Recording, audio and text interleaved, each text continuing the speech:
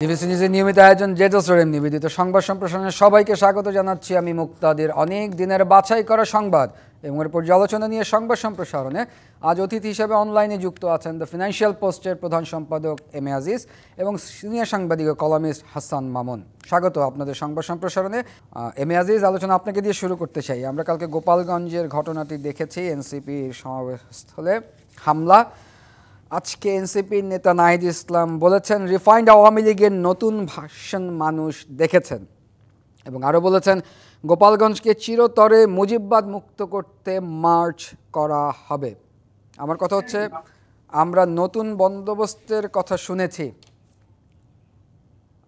M A Aziz, আমরা আপনাকে দেখতে পাচ্ছি না, আপনি কি একটু আপনার ক্যামেরাটি অন করবেন?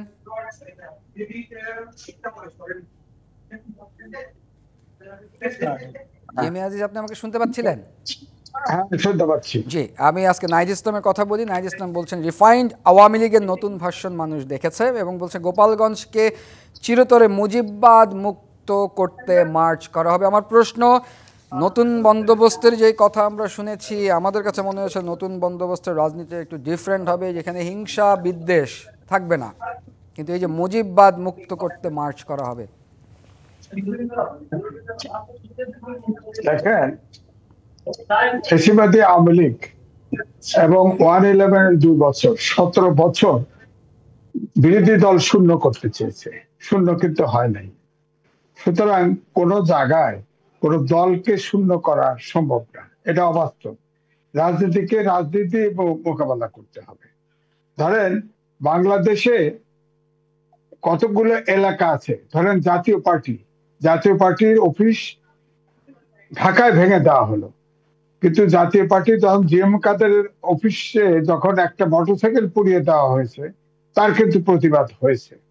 সুতরাং এই দেশে ধরেন যে বগুড়ায় যদি যান, সেখানে বিএনপি অধ্যুষিত, রংপুরে গেলে জাতীয় পার্টি, গোপালগঞ্জে গেলে আওয়ামী লীগ, নোয়াখালী গেলে বিএনপি। এরকম কতগুলি জায়গায় কতগুলি পার্টির শক্তি আছে।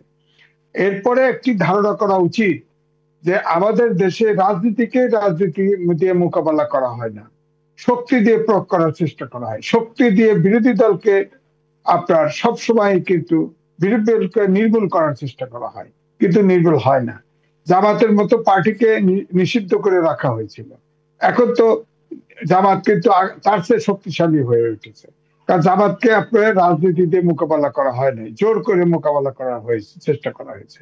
তা এখন ধরেন গোপালগঞ্জের বিষয়টা যেহেতু বলছেন, আমি একটু বলি যে এনসিপি জুলাই পদযাত্রা করলো, হঠাৎ করে গোপালগঞ্জ যাওয়ার সময় বলা হলো মার্চ টু গোপালগঞ্জ, এবং অনেক আপনার অ্যাক্টিভিস্ট, মাস মিডিয়ার অ্যাক্টিভিস্ট বলল যে টুঙ্গিপাড়াকে গুড়িয়ে দিতে হবে। এবং এনসিপি নেতা সাজিদ আলম দুপুরের আগে স্ট্যাটাস দিল, যদি বেঁচে ফিরে মুজিববাদীদের কবর রচনা করেই যদি ফিরতে পারি, মুজিববাদীদের কবর রচনা করেই ফিরে আসবো, না হলে ফিরবো না। সারা দেশের মানুষ গোপালগঞ্জে ছুটে আসুন, গোপালগঞ্জের বিবেকবান ছাত্র জনতা জেগে উঠুন। এটা হলো এক দিক। অর্থাৎ গোপালগঞ্জে যারা আওয়ামী লীগ করে, বিশেষ করে তাদের ভিতরে একটা ভীতি ধরিয়ে দেওয়া হয় যে ওখানে টুঙ্গিপাড়ায় বিশেষ করে শেখ মুজিবের কবরস্থানকে ভেঙে দেওয়া হবে 32 নম্বরের মতো। এক। দুই হলো, গোপালগঞ্জের যারা কর্মী বা আশেপাশে যারা আওয়ামী লীগ কর্মী, তারা কিন্তু সতর্ক হয়ে গেল যে তারা আসতেছে, আমরা আক্রান্ত হতে পারি, তারা সংগঠিত হওয়ার সুযোগ দেওয়া হলো। দ্বিতীয়ত, সরকার আইন শৃঙ্খলা বাহিনী রক্ষা করবে, নিরাপত্তা দিবে সরকার। সেই সরকার, তার গোয়েন্দা বলেন, ওখানে সেনাবাহিনী ছিল, পুলিশ ছিল, সবই ছিল, কিন্তু স্বরাষ্ট্র উপদেষ্টা বলল যে আমাদের কাছে তথ্য ছিল, তবে এত বড় ঘটনা ঘটবে তা আমরা অনুমান করিনি। সরকারের থেকে তো এই কথা বললে হবে না। আপনার সেখানে আগে প্রথমে আপনি দেখেন যে ঠিকই গেল, যা মঞ্চ বলেন, ইউএনের গাড়ি বলেন, পুলিশের গাড়ি আগুন দিয়ে জ্বালিয়ে দেওয়া হলো, এবং তারা এনসিপির নেতৃবৃন্দ কর্মী ভেঙে দেওয়া হলো তাদেরকে। তারা কোনো মতে কর্ডনের ভিতর দিয়ে মিটিং করে শেষ পর্যন্ত শাহজাহানের ভিতর দিয়ে এনসিপির নেতাদেরকে ঢুকিয়ে ছোট ছোট দিয়ে, এটা সবাই দেখেছেন কিভাবে ঢুকিয়ে তাদের নিরাপদে নিয়ে আসা হলো। এটা তো আশা না, এটা তো আশা হয় না। আমার বক্তব্য হচ্ছে আমি খুব দুঃখিত এবং হতাশ হয়েছি যে বাংলাদেশের নিরাপত্তা ব্যবস্থা এত দুর্বল যে আগে ঘোষণা করে যেখানে পদযাত্রা হতে পারে, মার্চ টু গোপালগঞ্জ ঘোষণা দিল, মাস মিডিয়াতেও তো বক্তব্য রেখেছে, এবং সাজিদ আলমও আগে সতর্ক বলেছে তারা কি করতে পারে সেটা অনুমান করেছে। সেখানে কেন আইন শৃঙ্খলা বাহিনী, কেন সরকার এটা নিরাপত্তা দিল না তাদেরকে? সুতরাং এখানেই আমার কাছে মনে হয় যে সরকার উদাসীন। যেমন 32 নম্বর সহ অনেকগুলো বাড়িঘর যখন ভাঙলো, তখন কিন্তু সরকার নিশ্চুপ ছিল, বুলডোজার দিয়েও ভাঙলো, নিশ্চুপ ছিল। তখন মব সন্ত্রাস হয়েছে তো, হ্যাঁ, তখন কিন্তু সারা দেশে উচ্ছৃঙ্খল অবস্থা তৈরি হয়েছিল। এখনো বোধহয় একটা অশান্ত পরিস্থিতি সরকারের উদ্দেশ্যের কারণে অথবা সরকারি ইচ্ছে করে যাতে নির্বাচন না দিতে হয়, নির্বাচন যাতে না হয়, এই কারণে একটা পরিস্থিতি তৈরি করা হচ্ছে। এবং আমরা একটু হাসান খেয়াল করে মামুনের দেখেন, কাছে যাই, একটু শুনে আছে হাসান মামুন। আমরা এম এ আজিজের কথা শুনছিলাম। হাসান মামুন, এই যে নতুন বন্দোবস্তের যেই কথা আমরা শুনতে পেয়েছি আমাদের এনসিপির কাছ থেকে, এই যে আমরা কথায় কথায় এখন যেটা সোশ্যাল মিডিয়াতে হাই গুড়িয়ে দাও উড়িয়ে দাও, আমরা তো নতুন বন্দোবস্ত বলতে একটু সহনশীলতা, যেই সহনশীলতার কারণে একটি দল ক্ষমতায় থাকা অবস্থা স্বৈরাচার হয়ে উঠছিল সহনশীলতার অভাবে, নতুন বন্দোবস্ত মানে কি আসলে? না, নতুন বন্দোবস্ত কি সেটা যারা নতুন বন্দোবস্তের কথা বললো গণ অভ্যুত্থানের পর তাদেরই ব্যাখ্যা করার কথা, তাই না? আমরা তো চেয়েছিলাম যে পুরনো বন্দোবস্তের সংশোধন, মানে পুরনো সবকিছুই হচ্ছে খারাপ, পুরনো সবকিছুই বাতিলযোগ্য, বিষয়টা কিন্তু এমন ছিল না। এবং গণ অভ্যুত্থান চলাকালে এই বিষয়গুলো এইভাবে আসেও। এটা মূলত 3 তারিখের পর থেকে এসছে। এমনকি আমি বলবো যে সংস্কারের যে আলোচনা সামনে এসছে, এটাও কিন্তু 3 তারিখের পর থেকে, মানে 3 আগস্ট থেকে। ফ্যাসিবাদী ব্যবস্থার বিলোপ, তাই না? শুধু সরকার পতন না, তো ফ্যাসিবাদী ব্যবস্থার বিলোপ তো একটা বিরাট ধাপ।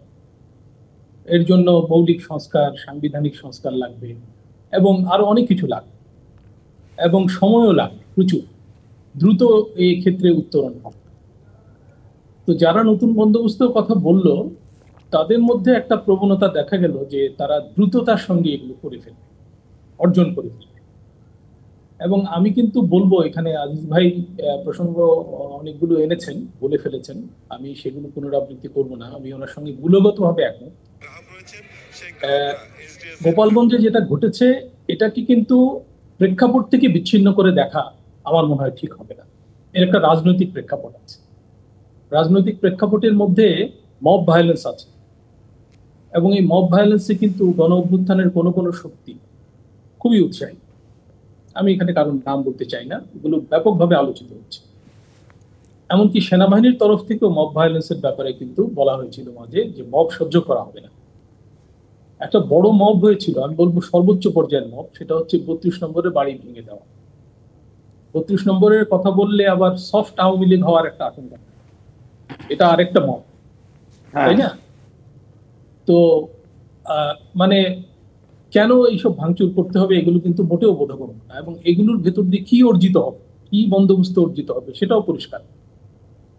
আচ্ছা, দেশের বাইরে থেকে উস্কানি দেওয়া হয়, এবং এই যে গোপালগঞ্জের মানে মার্চ টু গোপালগঞ্জ, এই নামকরণের মধ্যে কিন্তু এক ধরনের উস্কানি ছিল বলে অনেকে মনে হয়, এবং আমিও মনে করি এটা বাইরে থেকে উস্কানি ছিল।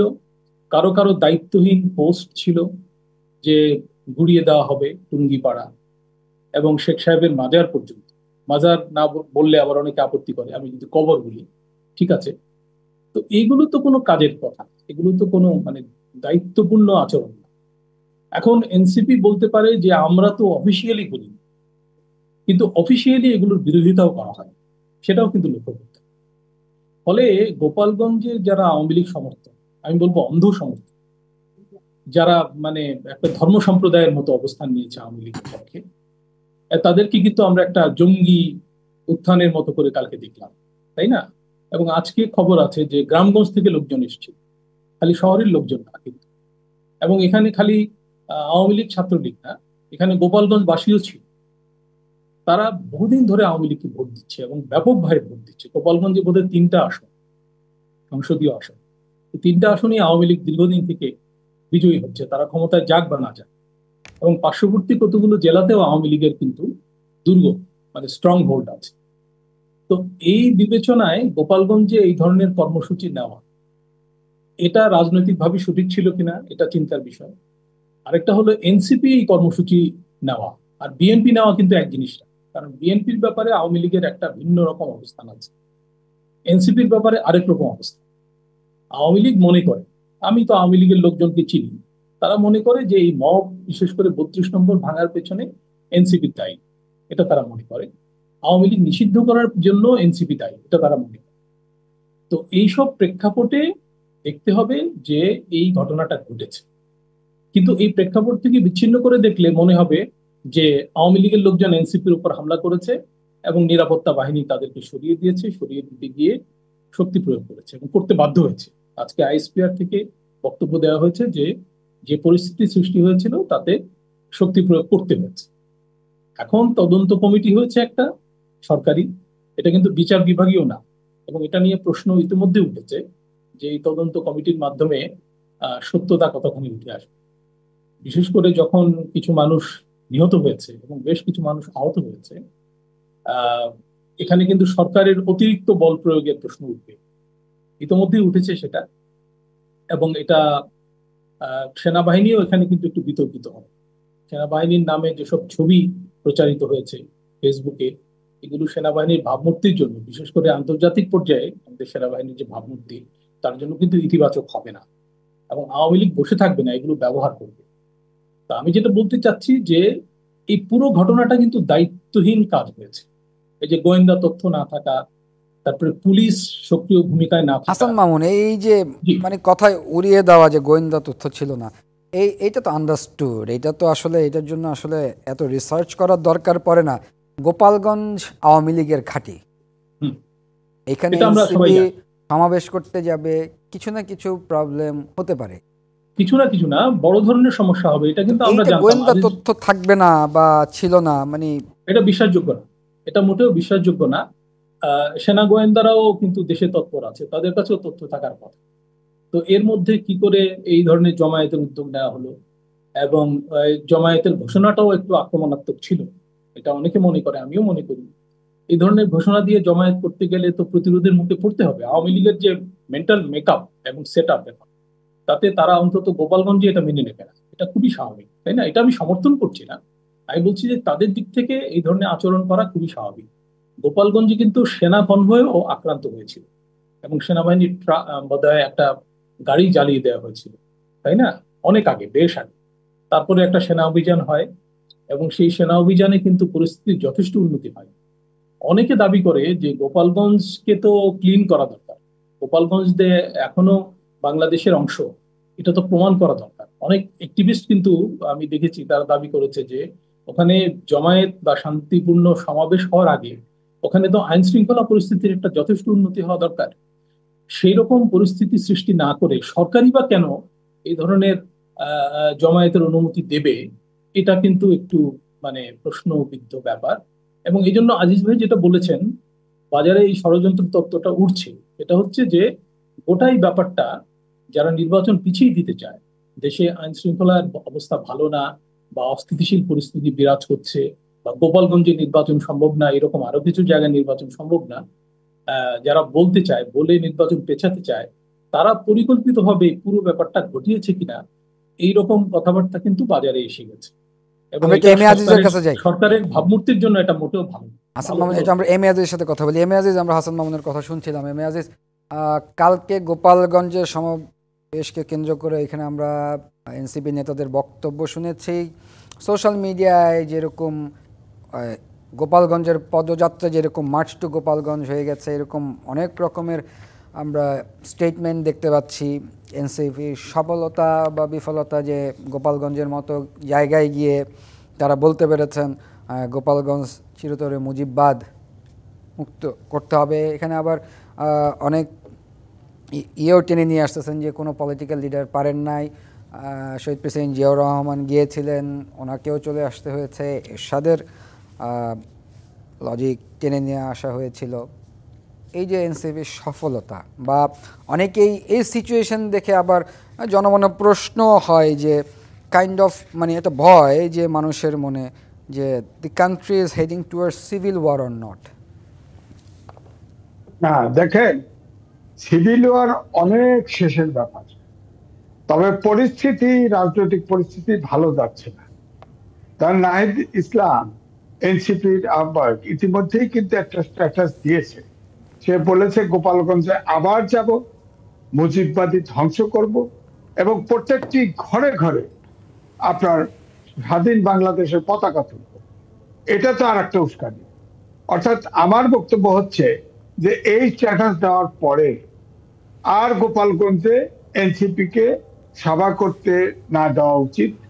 এবং ইতিমধ্যেই গোপালগঞ্জের যে আওয়ামী লীগের দুষ্কৃতিকারীরা, তাদের আওয়ামী লীগের অ্যাক্টিভিটি স্থগিত, ছাত্রলীগ নিষিদ্ধ, তারা যে আক্রমণ করেছে, যারা আক্রমণ করেছে তাদেরকে গ্রেপ্তার করা এবং সমুচিত জবাব দেওয়া, জবাব দিয়ে পরিস্থিতি নর্মাল করা এবং সরকারকে ইলেকশনের দিকে এগিয়ে যাওয়া।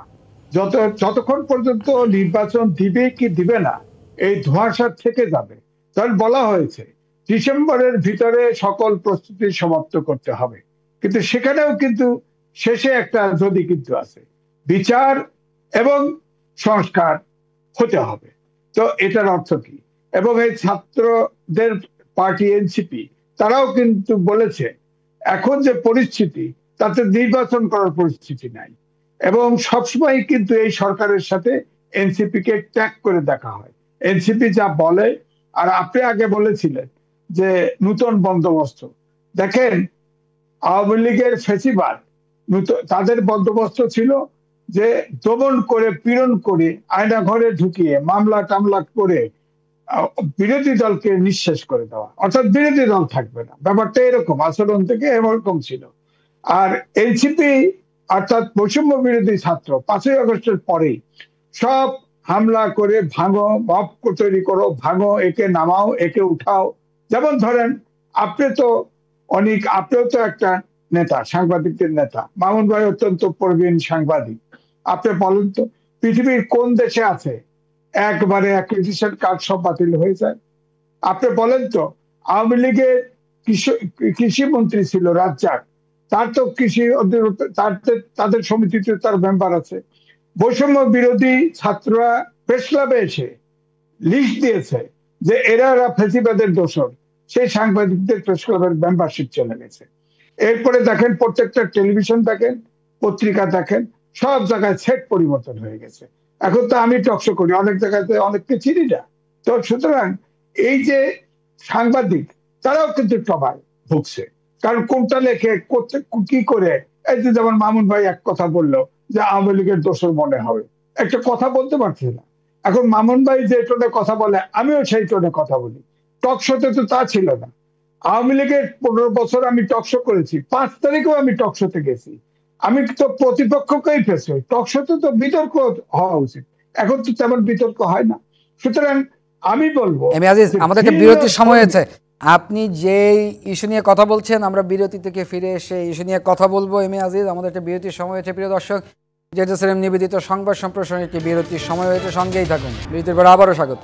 জেডএসএম নিবেদিত সংবাদ সম্প্রসারণে আমাদের সাথে অনলাইনে যুক্ত আছেন দ্য ফিনান্সিয়াল পোস্টের প্রধান সম্পাদক এম এ আজিজ এবং সিনিয়র সাংবাদিক ও কলামিস্ট হাসান মামুন। হাসান মামুন, আমরা বিরতির আগে এম এ আজিজের কথা শুনতে পাচ্ছিলেন। এম এ আজিজ কিছু এক্সাম্পল দিচ্ছিলেন, ইনক্লুডিং 5ই আগস্টের পরে আমাদের মিডিয়াকে নিয়ে, এবং উনি বলছিলেন যে এখন টক শোতে আসলে তেমন একটা ডিবেট হয় না, কারণ মোটামুটি সবাই একই মতাদর্শের গেস্টরাই কথা বলেন। আমার প্রশ্ন হচ্ছে, আমরা বিগত আমলে যখন এম এ আজিজের মতো মানুষ, আপনারা যখন একজন নিউট্রাল পজিশন থেকে যখন ক্রিটিসিজমের জায়গায় কথা বলতেন, তখন কথায় কথায় একটা ট্যাগিং দেওয়া হতো, জামাত, শিবির, বিএনপি। তখন একটা ভয় ছিল জেলে যাওয়ার, বাট এখন সেটা নাই। কিন্তু এখনও সেই ট্যাগিংয়ের জায়গাটা রয়ে গেছে। নিউট্রাল পজিশন থেকে যদি পলিটিক্যাল অ্যাক্টিভিস্ট না হয়ে নিউট্রাল কথা বলেন, তাহলে হয়তো বলা হয় সফট আওয়ামী লীগ বা দোসর। এই জায়গার সংস্কারটা জরুরি না? হ্যাঁ, এই জায়গায় তো অবশ্যই সংস্কার জরুরি। আপনি যেটা বললেন যে জেলে যাওয়ার আশঙ্কা নাই, কিন্তু মবের দ্বারা আক্রান্ত হওয়ার আশঙ্কা আছে, চাকরি হারানোর আশঙ্কা আছে, টকশোতে ডাক না পাওয়ার আশঙ্কা আছে। এবং এটা আমরা যারা টকশোতে আসি বা আমরা যারা লেখালেখি করি তারা কিন্তু টের পাই যে কেন বিশেষ লোককে বেশি ডাকা হয়, কেন একদল লোককে ডাকা হয় না, বা কার লেখা ছাপা হয়, কার লেখা ছাপা হয় না, কার ইন্টারভিউ নেওয়া হয়, কার ইন্টারভিউ নেওয়া হয় না, তাই না? দেশে তো যোগ্য লোকের অভাব নাই, কিন্তু যোগাযোগে যেখানে যোগ্যতা, সেখানে কিন্তু যোগ্য লোকরা অনেক ক্ষেত্রে সাইডলাইনে পড়ে থাকতে পারে, এবং এটা দেশের জন্য একটা ক্ষতিকর ব্যাপার। তো এটা মানে গণ অভ্যুত্থানের পর যদি ঘটে সেটা খুবই দুঃখজনক। হ্যাঁ, মানব সম্পদের ব্যবহার তো হওয়া উচিত। আরেকটা হলো যে তর্ক বিতর্ক থাকা দরকার। আজকে যদি আমি এবং আজিজ ভাই তর্ক করতে পারি, এটা কিন্তু দুইজনের জন্যই লাভজনক, এবং আপনার অনুষ্ঠানের জন্য কিন্তু লাভজনক। আপনার অনুষ্ঠানটা কিন্তু বেশি লোক দেখবে, সব রকম লোক দেখবে, এবং আপনার টিভির ইমেজ ভালো হবে, তাই না? তো আমরা আশা করব যে ধীরে ধীরে এই পরিস্থিতির উন্নতি হবে। এবং আমি সত্যিকার অর্থে মনে করি যে দেশটা যদি দ্রুত আহ, নির্বাচনের দিকে যায়, তাহলে শৃঙ্খলার দিকেও যায়, এবং এই ধরনের আইন শৃঙ্খলা পরিস্থিতির কিন্তু এক ধরনের উন্নতিও হবে যদি আপনি নির্বাচনের একটা ঘোষণা দেন যে ওই সময়ের মধ্যে নির্বাচন হবে বা হবেই, তাই না? যদি অপশন না রাখেন যে হয় ডিসেম্বর, না হয় ফেব্রুয়ারি, না হয় এপ্রিল, এগুলোর মধ্যে না থেকে একটা সুনির্দিষ্ট ঘোষণা আসলে কিন্তু, যেমন এখানে আমি একটা উদাহরণ দিই, আমাদের অর্থ উপদেষ্টা যখন যখন আইএমএফ এর এই যে 2টা কিস্তি পাশ হলো, আমি অর্থশাস্ত্রে পড়াশোনা করা মানুষ, আমি একটু খেয়াল করি বিশেষভাবে সূক্ষ্মভাবে, যে যখন এই 2টা কিস্তি পাওয়া গেল, তখন দেখা গেল যে বিশ্বব্যাংক থেকেও আটকে থাকা লোন চলে আসছে, এডিবি থেকে আসছে, অন্যান্য সংস্থা থেকেও আসছে, এবং প্রায় $5 বিলিয়ন অল্প কয়েকদিনের মধ্যে এসে রিজার্ভে যুক্ত হয়েছে, এবং রিজার্ভ কিন্তু এখন ভালো। এটা নিয়ে আবার উচ্ছ্বাস প্রকাশ করছে অনেকে যে রিজার্ভের অবস্থা খুব ভালো, আকু পেমেন্ট দেওয়ার পরও রিজার্ভের অবস্থা ভালো, ইত্যাদি ইত্যাদি নিউজ হচ্ছে, তাই না? তো এই নিউজের প্রধানতম কারণ হচ্ছে, একটা হচ্ছে এইটা, আরেকটা হলো রেমিটেন্স তো আছে, রেমিটেন্স ইনফ্লো ভালো, আমাদের রপ্তানি খাত থেকে আয়ও কিন্তু খারাপ না একেবারে। হ্যাঁ, এই বহি খাতগুলো আমরা একটু এম এ আজিজের কাছে যাই। আমি যেটা বলতে চাচ্ছি যে অর্থ উপদেষ্টা বলেছিলেন যে এই যে লন্ডনে যে সমঝোতা হয়েছে তারেক রহমান সাহেবের সঙ্গে, যে ফেব্রুয়ারির মধ্যে নির্বাচন হবে যদি এইগুলো হয়। আজিজ ভাই যেটা বললেন যে সংস্কার বিচারে পর্যাপ্ত অগ্রগতি নিয়ে প্রশ্ন আছে যে পর্যাপ্ত কোনটা, তাই না? তারপরও একটা ঘোষণা এসছে যে ফেব্রুয়ারির মধ্যে হতে পারে। আমরা ফেব্রুয়ারির মধ্যে নির্বাচন কতটুকু সম্ভব, আমরা কি এম এ আজিজের কাছে একটু শুনি। হাসান মাহমুদ, আমি কথা শেষ করি। অর্থ উপদেষ্টা বলেছেন যে এই ঘোষণা হওয়ার কারণেই এত টাকা পয়সা বিদেশ থেকে আসতে শুরু করেছে। আমরা এটাও শুনেছি আমেরিকার ট্যারিফ উপদেষ্টা বলেছেন, আমেরিকা কি বলেছে সেটা বলা যাবে না। আমরা একটু এম এ আজিজ আপনার কাছে যাই। এম এ আজিজ, এই যে ইলেকশনের কথা বলছিলেন ফেব্রুয়ারিতে, প্রধান উপদেষ্টার পক্ষ থেকে জানানো হয়েছে যে ডিসেম্বরের মধ্যে সব প্রস্তুতি শেষ করতে সাংবিধানিক অনুযায়ী 3 মাস আগে নির্বাচনের শিডিউল ঘোষণা করতে হয়। Correct me if I am রং। না, ঠিক আছে, এখন ডিসেম্বরের মধ্যে শেষ করতে তাহলে 3 মাস। তত্ত্বাবধায়ক সরকার ছিল, এটার কম সময়েও নির্বাচন করেছে, কিন্তু আমি বলবো ফেসিবাদ যেভাবে রাষ্ট্রীয় প্রতিষ্ঠানগুলো ধ্বংস করে দিয়ে গেছে, এখানে প্রস্তুতির জন্য সময় লাগতেই পারে। তবে যেটা মামুন ভাই বললো, স্পেসিফিক ডেট তো ডিসেম্বরে প্রস্তুতি নিতে বলছে, কিন্তু তার সাথে তো ওই বিচার এবং সংস্কারের ল্যাজ লাগানো আছে। এই জন্যে আবার এই যে এনসিপি, আপনি যেটা বললেন নতুন বন্দোবস্ত, হ্যাঁ, ফেসিবাদের সময় পেয়েছি কেস, গুম, খুন, আয়নাঘর ইত্যাদি, বিরোধী দলকে নিঃশেষ করো, আর এখন পেয়েছি মব জাস্টিস, মব সন্ত্রাস করে সব দমন করা। এইটা পাইলাম। আমি তো নতুন বস্তুগত নতুন কিছু দেখছি না। ভাষা বলা আরো উগ্রতা। আমার কাছে মনে হয় রাজনৈতিক দলগুলো যত উগ্রভাবে কথা বলে তার চাইতেও বেশি।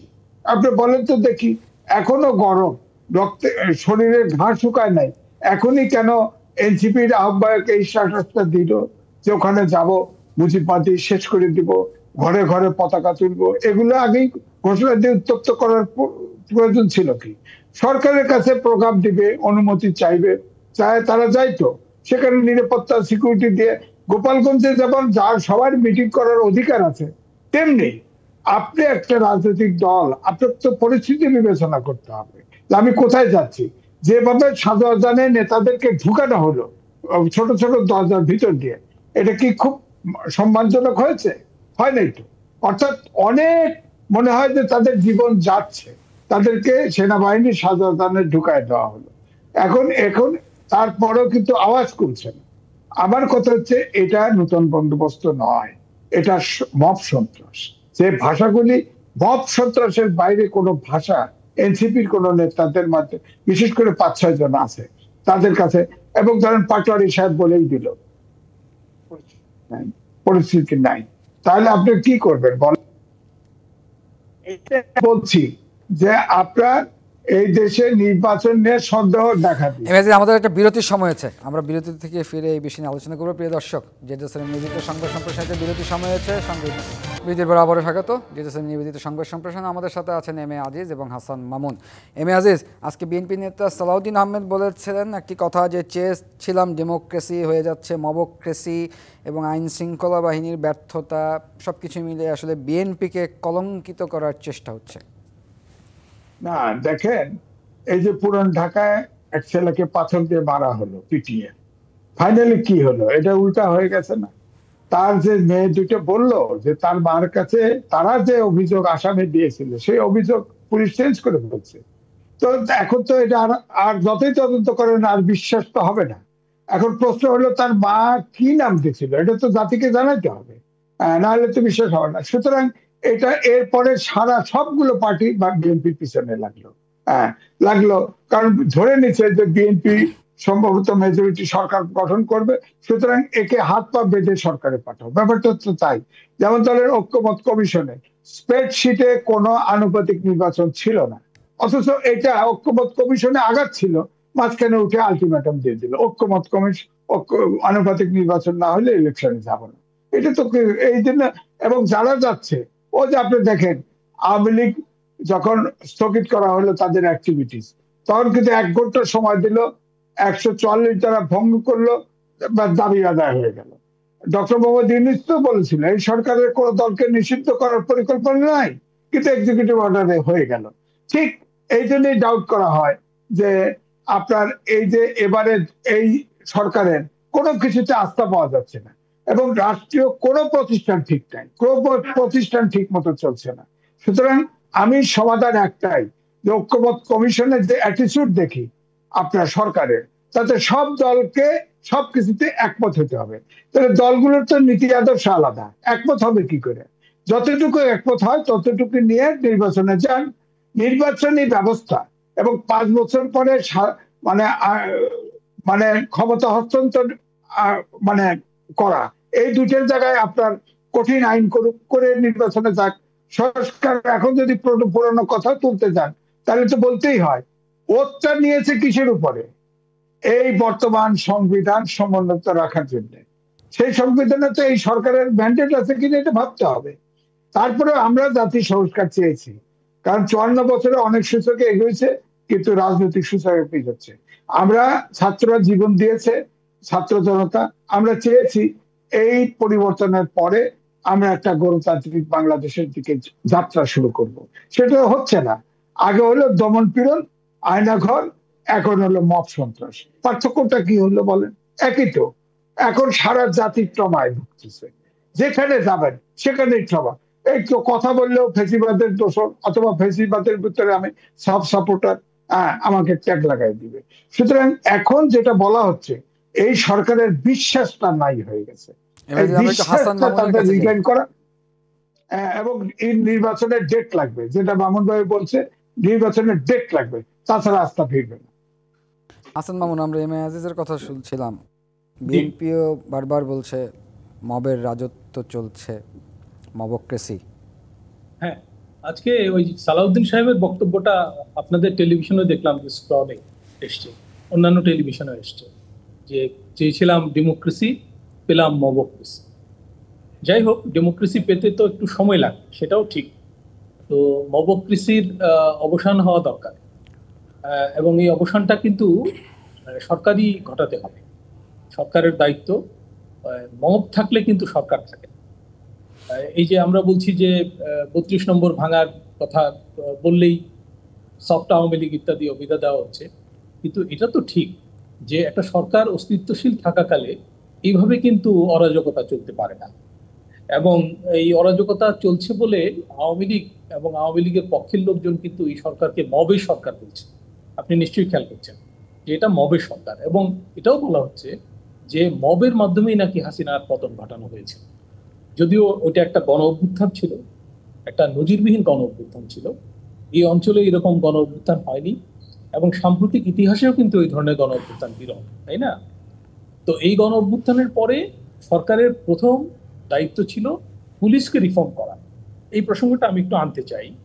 কালকে ওই ঘটনার পরে, গোপালগঞ্জের ঘটনার পরে, আইন উপদেষ্টা আসিফ নজরুল সাহেব বলেছেন যে এই পুলিশ তো হাসিনার হাতে গড়া পুলিশ, এই পুলিশের কাছ থেকে আমরা যথেষ্ট সহায়তা পাচ্ছি না।